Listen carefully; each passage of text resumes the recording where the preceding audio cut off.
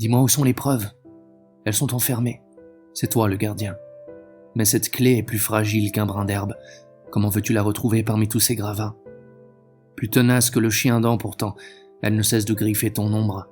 Vois comme elle est raturée déjà, ton ombre. Le miroir ne t'accorde que ton visage, ainsi tu oublies. Mais il sait, lui. Il sait que ton regard a pénétré dans la demeure. Mais elle est vide, n'est-ce pas? Poussiéreuse. Peut-être même qu'un seul rayon de soleil n'a jamais percé cette solitude. Si elle était soleil, qui le dira? Ne pense pas aux preuves, sois ta propre preuve.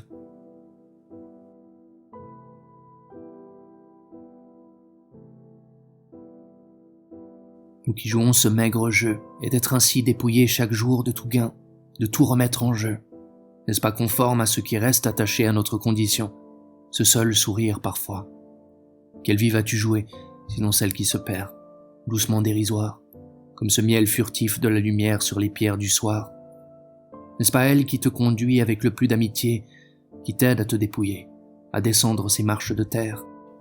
Car elle est jeu le plus obscur, le gain le plus minime, furtif comme un clignement. Jeu qui te lance au loin dans le majestueux désordre des nuages, si léger parfois qu'un oiseau, cette grive au matin sur le saule pleureur, te devient proche et plus fort de son chant.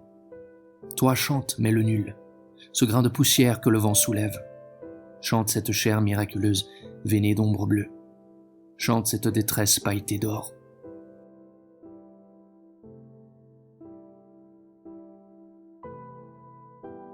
Combien de fossés restent béants? Il n'y a pas de pelle, et combien même ces vieux outils sont rouillés.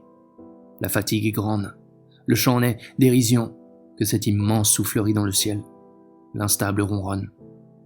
Tu oublies, penché sur cet oubli comme deux amants hagards que la nudité ne comble pas, qui ne s'atteignent pas. Tu oublies, tu es là, lierre déraciné. Tu ne traverses pas ces grondements qui vont bientôt piéger ton envol, ou peut-être tu les traverses mais pas au-delà d'un mot, car ici ce n'est qu'un mot, mort. Peut-être ce qui gronde au-delà des grondements d'acier, ce qui est plus solide, qui achève.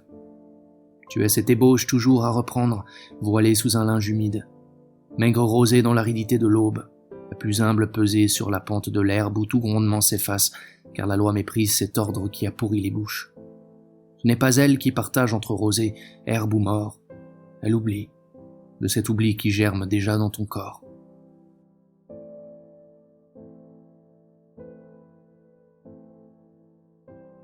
L'agitation est telle que cette boue des pensées devient nuage, que dispersion devient ce grand nuage sombre dans ton ciel.